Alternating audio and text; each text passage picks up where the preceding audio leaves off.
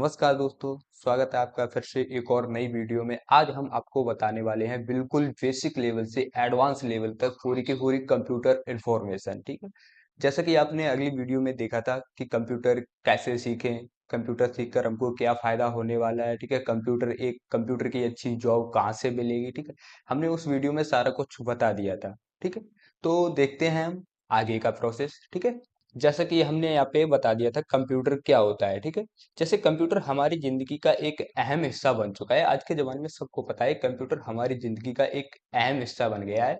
जैसे कि स्कूल में कोई भी एग्जाम होता है, 10th क्लास का, 12th क्लास का या अन्य कोई भी एग्जाम, ठीक है, हर किसी में कंप्यूटर से रिलेटेड क्वेश्चन आते ही आते हैं। ठीक है, हर किसी में कंप्यूटर से रिलेटेड क्वेश्चन जरूर आते हैं, चाहे वो एसएससी जीडी का हो या कोई भी पेपर हो। ठीक है, इस तरीके से उसमें आपको कंप्यूटर से रिलेटेड, ठीक, लगभग 5% या 10% क्वेश्चन मिलते हैं हर किसी में। ठीक है, आपको कंप्यूटर सीखना बहुत ही जरूरी है। ठीक है, आप कैसे एक सरल तरीके से कंप्यूटर सीख सकते हैं, जैसे कि हमने बताया था। ठीक है, कंप्यूटर सीखना कितना जरूरी हो चुका है। ठीक है, इसको हम ऑफिस में भी इस्तेमाल कर सकते हैं, सीख ऐसे हम बहुत से कामों में इसका इस्तेमाल कर सकते हैं। ठीक है, आगे हमारा आता है टेबल ऑफ कंटेंट। ठीक है, जैसे कि कंप्यूटर क्या है। ठीक है, आगे की वीडियो में हम बता चुके थे कंप्यूटर क्या होता है। ठीक है, आगे देखेंगे कंप्यूटर की परिभाषा क्या है, कंप्यूटर का पूरा नाम क्या है, कंप्यूटर कितने प्रकार के होते हैं, कंप्यूटर का परिचय, कंप्यूटर की विशेषताएं और कंप्यूटर की सीमाएं। ठीक है, कंप्यूटर का इतिहास, यानी कंप्यूटर फील्ड में करियर कैसे बनाए। ठीक है, यहाँ तक कि कंप्यूटर फील्ड में करियर कैसे बनाए। ठीक है, अन्य संबंधित, ठीक है, यानी कि अन्य संबंधित भी सॉफ्टवेयर जो भी होते हैं, ठीक है, वो आपको सारा कुछ डिटेल में बताया जाएगा, बिल्कुल बेसिक लेवल से।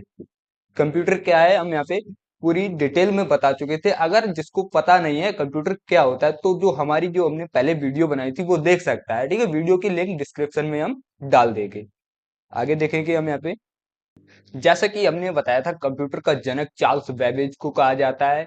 ठीक है, इन्होंने सन 1833 में एनालिटिकल इंजन का आविष्कार किया था। इन्होंने सन 1833 में एनालिटिकल इंजन का आविष्कार किया था, जो आधुनिक कंप्यूटर के आधार पर बना था।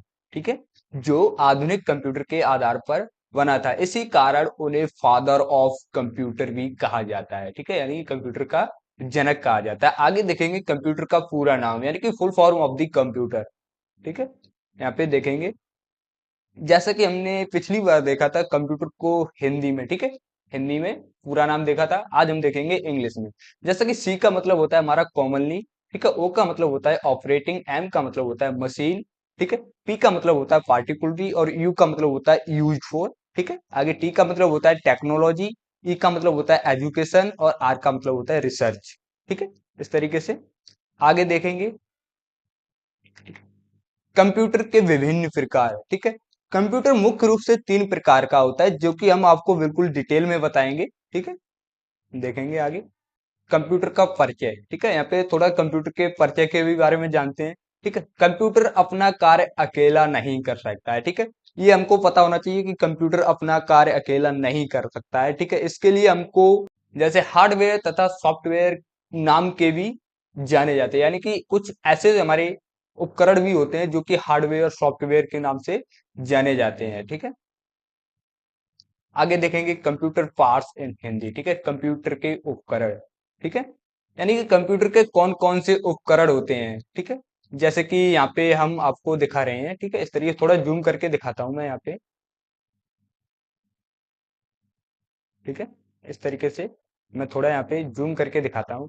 जैसा कि ये हो गया हमारा माउस। ठीक है, इसको बोलते हैं माउस। और ये जो होता है हमारा, ये होता है हमारा कीबोर्ड। ठीक है, और ये होता है हमारा स्पीकर। ठीक, यहाँ पे स्पीकर ये दिया गया है, ये होता है हमारा मॉनिटर। ठीक है, इस तरीके से, और ये होता है हमारा सिस्टम यूनिट, इसी को हम सीपीयू भी बोलते हैं। ठीक है, ये होता है हमारा सिस्टम यूनिट, इसी को हम सीपीयू भी बोलते हैं। ठीक है, और ये होता है हमारा प्रिंटर, जैसे कि जनसेवा केंद्र पर या किसी दुकान पे आपने देखा होगा, जो भी फोटो कॉपी कराने जाते हो, ठीक है, वो इसी के माध्यम से करते हैं, प्रिंटर के माध्यम से। ठीक है, इस तरीके से आगे देखेंगे यहाँ पे इस तरीके से। उसके बाद जो हमारा आता है सिस्टम यूनिट। ठीक है, जो हमने अभी बताया था सीपीयू। ठीक है, यानी सिस्टम यूनिट एक बक्सा होता है। ठीक है, यानी कि जो ये जो हमारा दिया गया है सिस्टम यूनिट, ठीक है, ये एक बॉक्स टाइप होता है। ठीक है, ये एक बॉक्स टाइप होता है हमारा। ठीक है, जिसमें कंप्यूटर को अपना कार्य करने के लिए आवश्यक यंत्र लगे होते हैं। ठीक है, ये यानी कि जो ये हमारा कैबिनेट होता है, बॉक्स होता है, इसी में हमारा मदरबोर्ड, सीपीयू, मेमोरी, ठीक है, हार्ड डिस्क वगैरह सब इसी में लगे होते हैं हमारे। ठीक है, इस तरीके से सिस्टम यूनिट को भी सीपीयू ही कहा जाता है। ठीक है, यानी कि जो हमारा सिस्टम यूनिट होता है, जो हमारा कैबिनेट बॉक्स होता है, इसी को हम सीपीयू कहते हैं। सीपीयू की जो फुल फॉर्म होती है वो होती है हमारी सेंट्रल प्रोसेसिंग यूनिट। ठीक है, मैं यहाँ पे थोड़ा जूम करके दिखाता हूँ। इसकी जो फुल फॉर्म होती है हमारी होती है सेंट्रल प्रोसेसिंग यूनिट। ठीक है, ये यहाँ पे सीपीयू की जो फुल फॉर्म होती है वो होती है सेंट्रल प्रोसेसिंग यूनिट। ठीक है, इसको सीपीयू भी कहा जाता है। इसमें मदरबोर्ड, प्रोसेसर, हार्ड डिस्क आदि यंत्र होते हैं। ठीक है, जो कि हमने अभी बताया था, इसमें सीपीयू, ठीक है, मदरबोर्ड, प्रोसेसर, ठीक है, हार्ड डिस्क जो भी आदि यंत्र होते हैं। ठीक है, उसके बाद जो हमारा अगला स्टेप आता है वो होता है हमारा मॉनिटर। ठीक है, मॉनिटर के बारे में बताएंगे। मॉनिटर क्या होता है, मान लो यहाँ पे जो देखो, ये जो दिया गया है हमारा, ठीक है, ये, ठीक है, इसको बोलते हैं हम मॉनिटर। ठीक है? अगला जो स्टेप आता है हमारा मॉनिटर। ठीक है, मॉनिटर एक आउटपुट उपकरण है जो हमें दिए गए निर्देशों के परिणाम को दिखाता है। ठीक है, यानी कि दिए गए निर्देशों के परिणाम को दिखाता है, यानी कि जो भी हम इसमें इनपुट कराते हैं, ठीक है, वो हमको आउटपुट के रूप में दिखाता है ये हमको। ठीक है, आगे देखेंगे, यह बिल्कुल टीवी के जैसा होता है। वर्तमान में मॉनिटर की जगह एलसीडी और एलईडी ने ले ली है। ठीक है, यानी कि अब तो ज्यादातर एलसीडी और एलईडी ही चलती हैं। ठीक है, आगे देखेंगे कीबोर्ड के बारे में हम। ठीक है, कीबोर्ड भी एक इनपुट उपकरण है जो हमें कंप्यूटर के निर्देश देने के लिए होता है। ठीक है, यानी कि कंप्यूटर में हम अपने कीबोर्ड में जो भी टाइप करते हैं वो सीधा हमको कंप्यूटर डेस्कटॉप पे दिखाता है। ठीक है, आगे इसकी मदद से ही हम कंप्यूटर में वांछित आंकड़े एवं निर्देश दिए जाते हैं। ठीक है, इसमें विभिन्न प्रकार की कुंजियां की जो हम बटन्स बोलते हैं। ठीक है, इसमें कुंजियां होती हैं। ठीक है, इन्हीं के द्वारा आंकड़े एवं निर्देश कंप्यूटर तक पहुंचाए जाते हैं। ठीक है, इस तरीके से अगला जो आता है हमारा माउस। ठीक है, माउस भी एक इनपुट उपकरण है जो कंप्यूटर को निर्देश देने के लिए होता है। ठीक है, इससे भी हम कंप्यूटर में निर्देश दे सकते हैं। जैसे हम इसके द्वारा कंप्यूटर में उपलब्ध प्रोग्राम को चुन सकते हैं। मान लो ये हमारा, ठीक है, ये जो हमारी विंडो खुली हुई है, ठीक है, इसको हम यहाँ से मिनिमाइज कर सकते हैं। जैसे कि यहाँ पे हमने इसको मिनिमाइज कर दिया। ठीक है, यहाँ पे मिनिमाइज कर सकते हैं। ठीक है, इसको हम वापस से ओपन भी कर सकते हैं। ठीक है, इस तरीके से ये हम सब माउस के द्वारा करते हैं। ये जो होता है हमारा माउस पॉइंटर होता है। ठीक है, माउस कर्सर भी बोलते हैं इसको। ठीक है, इस तरीके से आगे देखेंगे स्पीकर। ठीक है, स्पीकर, स्पीकर आउटपुट उपकरण है जो हमें कंप्यूटर से आवाज को सुनने में मदद करते हैं। ठीक है, यानी कि जो हमारे स्पीकर्स होते हैं, जैसे कि कहीं भी डीजे लगा होता है, ठीक है, वो हमको आउटपुट देते हैं। ठीक है, जब हम उस पे फोन से या कहीं भी मेमोरी कार्ड लगा होता है उससे हम जब उसको इनपुट देते हैं तो स्पीकर के द्वारा हमको आउटपुट सुनाई देता है। ठीक है, जो हमको सॉन्ग सुनाई देता है वो उसको बोलते हैं हम आउटपुट। ठीक है, इस तरीके से। ठीक है, आगे देखेंगे प्रिंटर। ठीक है, प्रिंटर भी एक आउटपुट उपकरण है जो कंप्यूटर द्वारा विश्लेषित सूचनाओं को कागज पर प्राप्त करने के लिए होता है। ठीक है, यानी कि जो विश्लेषित सूचनाएं होती हैं उसको हम कागज पर प्राप्त, यानी कि कहीं भी हम, मान लो हमारे पास डॉक्यूमेंट लिखा होता है, ठीक है, उसको हम जाके प्रिंटर से प्रिंट करवा सकते हैं। ठीक है, यही काम होता है हमारा प्रिंटर का। ठीक है, ठीक है, आगे आती हैं हमारी कंप्यूटर की विशेषताएं। ठीक है, कंप्यूटर की विशेषताएं देखेंगे।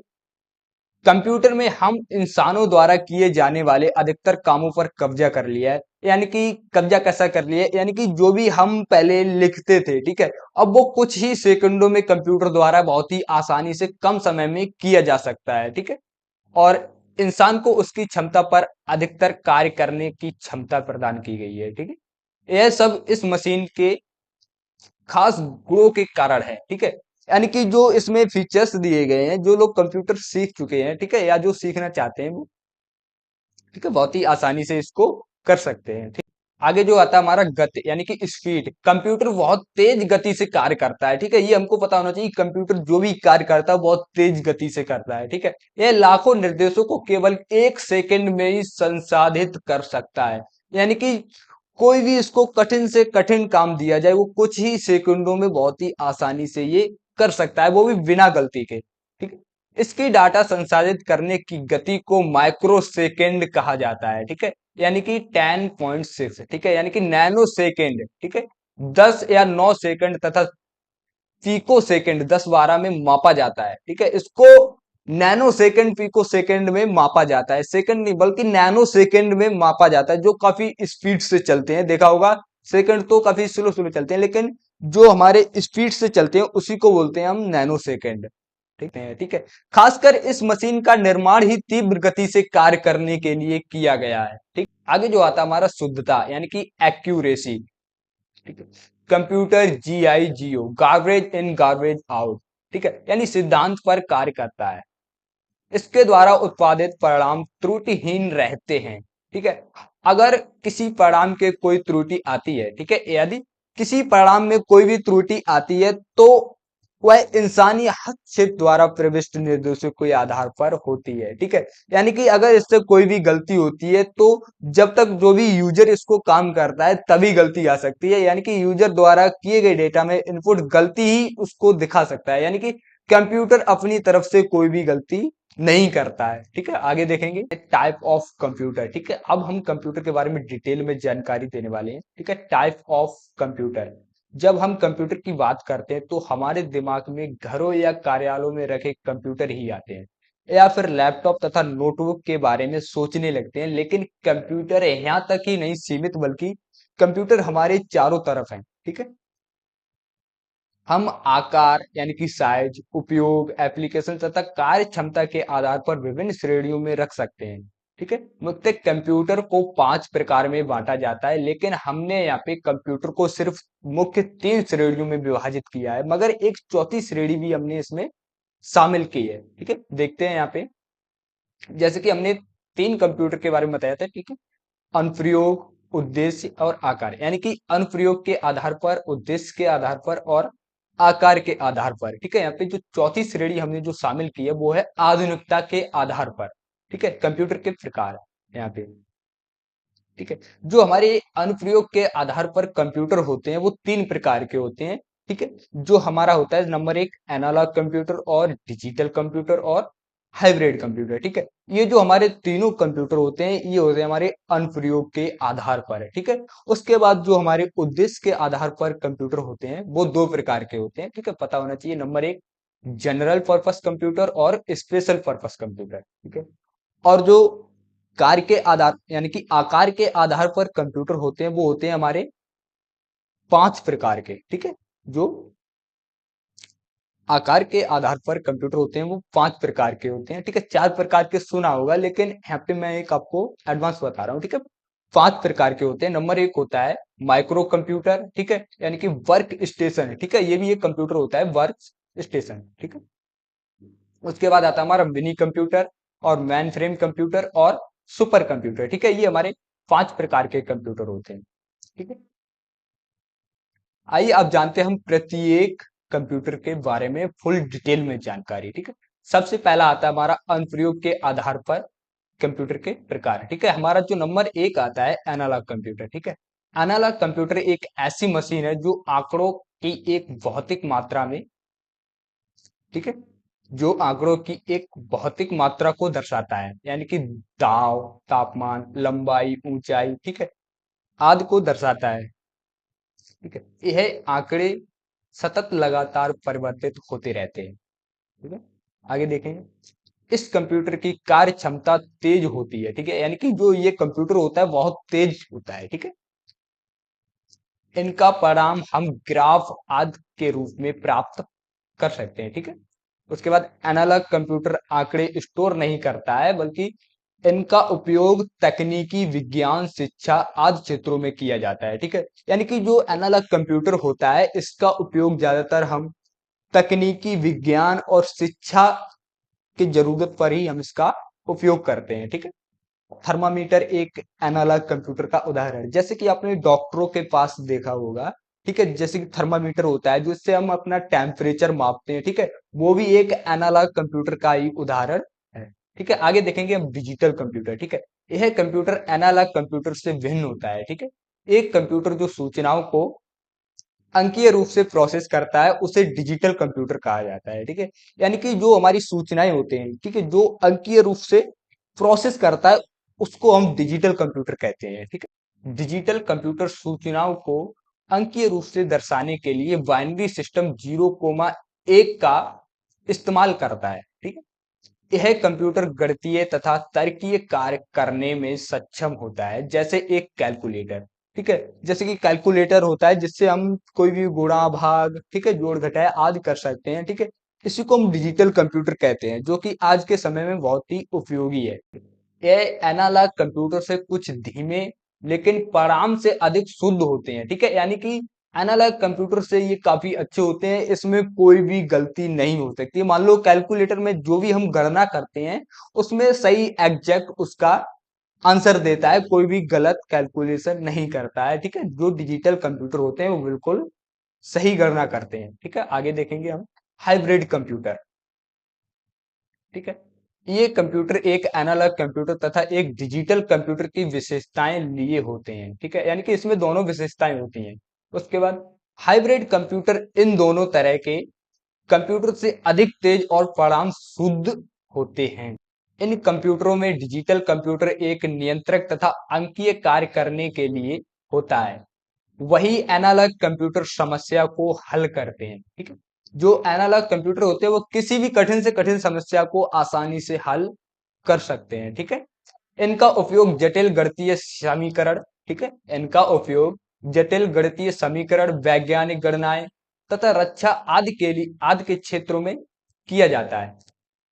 जैसे कि इसका उपयोग ज्यादातर हम पेट्रोल पंप पे, ठीक है, यानी कि स्पीडोमीटर आदि हाइब्रिड कंप्यूटर के आसान उदाहरण है।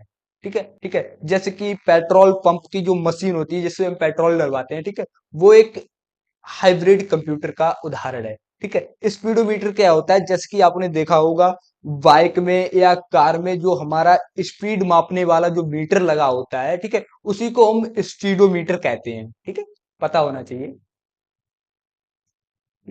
आगे जो आता है हमारा उद्देश्य के आधार पर कंप्यूटर है। ठीक है, उद्देश्य के आधार पर कंप्यूटर कितने प्रकार के होते हैं। ठीक है, नंबर एक हमारा जो आता है वो होता है हमारा जनरल पर्पस कंप्यूटर। ठीक है, आज जो कंप्यूटर हम उपयोग करते हैं वे सभी लगभग जनरल पर्पस कंप्यूटर ही होते हैं। ठीक है, यानी कि जो भी हम कंप्यूटर आज के समय में उपयोग करते हैं, ठीक है, वो सब जनरल पर्पस कंप्यूटर होते हैं।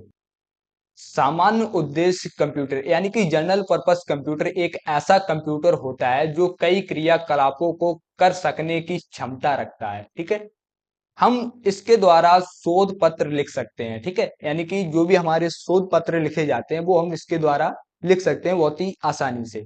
यानी कि अपने घर को कार्यालय का बजट तैयार कर सकते हैं। ठीक है, यानी कि जो भी हमारा बिजनेस मैनेजमेंट होता है, ठीक है, वो बहुत ही आसानी से हम इससे कर सकते हैं। व्यवसाय की बिक्री चार्ट आदि कार्य इससे बहुत ही आसानी से हम कर सकते हैं। डेस्कटॉप नोटबुक आदि सभी सामान्य उद्देश्य कंप्यूटर हैं। जैसे कि हमारा एक मोबाइल है, ठीक है, ये भी एक हमारा जनरल पर्पस कंप्यूटर है। ठीक है, इसको भी हम एक कंप्यूटर कह सकते हैं। अगला जो आता है हमारा स्पेशल पर्पस कंप्यूटर, जैसा कि हमको नाम से ही देख के पता चल रहा है कि ये कोई स्पेशल कार्य के लिए ही कंप्यूटर बनाया गया है। ठीक है, इसका कार्य केवल एक ही तरह के कार्य को करना होता है, जैसे परिवहन नियंत्रण करना, ठीक है, मौसम की भविष्यवाणी करना। ठीक है, इस प्रकार के कंप्यूटर सामान्य उद्देश्य की तुलना में अधिक तेज होते हैं। ठीक है, लेकिन ये कंप्यूटर एक सामान्य उद्देश्य कंप्यूटर भांति भिन्न प्रकार के कंप्यूटर कार्य नहीं कर सकते हैं। ठीक है, यानी कि जो हमारे सामान्य कंप्यूटर होते हैं वो इस प्रकार का कार्य नहीं कर सकते हैं जो हमारा स्पेशल पर्पस कंप्यूटर कर सकता है। ठीक है, जो इससे स्पेशल कार्य जैसे कि हमारा मौसम विभाग की जानकारी लेना, ठीक है, आदि इससे यानी कि परिवहन नियंत्रण कार्य करना, जैसा कि यहाँ पे बताया गया है कि इसका काम हम केवल स्पेशल कार्यों में ही कर सकते हैं, जैसे कि मौसम की जानकारी प्राप्त करना। ठीक है, आदि ऐसे जो भी स्पेशल कार्य होते हैं बड़े बड़े, ठीक है, वो सब स्पेशल पर्पस कंप्यूटर के द्वारा ही किए जाते हैं। ठीक है, अगला जो आता है हमारा आकार के आधार पर कंप्यूटर के प्रकार। ठीक है, देखेंगे सबसे पहला आता है जो हमारा माइक्रो कंप्यूटर। ठीक है, माइक्रो कंप्यूटर तेजी से बढ़ता हुआ तथा व्यापक रूप से इस्तेमाल होने वाला कंप्यूटर है। ठीक है, ये सभी तरह के कंप्यूटर से सस्ता एवं हल्का होता है। ठीक है, यानी कि जो भी हमारे अभी तक जो हमने कंप्यूटर देखे हैं ये सबसे सस्ता एवं हल्का होता है। ठीक है, और आकार में भी सबसे छोटा होता है। ठीक है, जैसे कि यहाँ पे देखेंगे इस प्रकार के कंप्यूटर को सामान्य उद्देश्य जैसे मनोरंजन, शिक्षा, घर तथा कार्यालय इस्तेमाल के लिए विकसित किया गया है, जैसे पीएससी नोटबुक, ठीक है, लैपटॉप, पीडीएस यानी कि पर्सनल डिजिटल असिस्टेंट्स, ठीक है, आदि माइक्रो कंप्यूटर हैं, ठीक है, जैसे कि नोटबुक होता है, लैपटॉप होते हैं, पीडीएस होता है, पीएससी होता है, ठीक है, इस तरीके से यहाँ पे आदि माइक्रो कंप्यूटर होते हैं, ठीक। आगे देखेंगे यहाँ पे वर्क स्टेशन, ठीक है, जो कि हमने एक नया कंप्यूटर आपको बताया था, वर्क स्टेशन, ठीक है, आमतौर पर एक ऐसा कंप्यूटर जो किसी नेटवर्क से कनेक्ट होता है, ठीक है, यानी किसी भी नेटवर्क से कनेक्ट होता है उसे ही वर्क स्टेशन कहते हैं। इनको व्यवसाय तथा पेशेवरों को ध्यान में रखकर विकसित किया किया जाता है, ठीक है।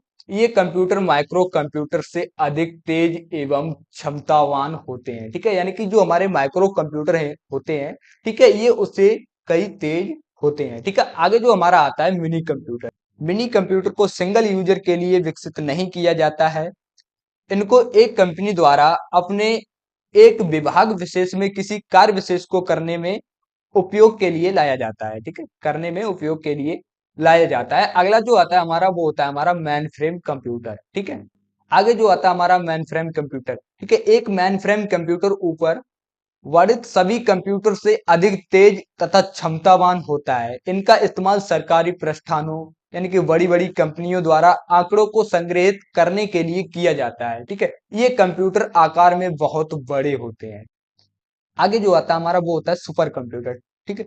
सुपर कंप्यूटर मानव द्वारा निर्मित अब तक का सबसे तेज और शक्तिशाली कंप्यूटर है, ठीक है, यानी कि जो अब तक के हमने जो कंप्यूटर देखते हैं उनमें से सबसे तेज और शक्तिशाली हमारा सुपर कंप्यूटर है, ठीक है।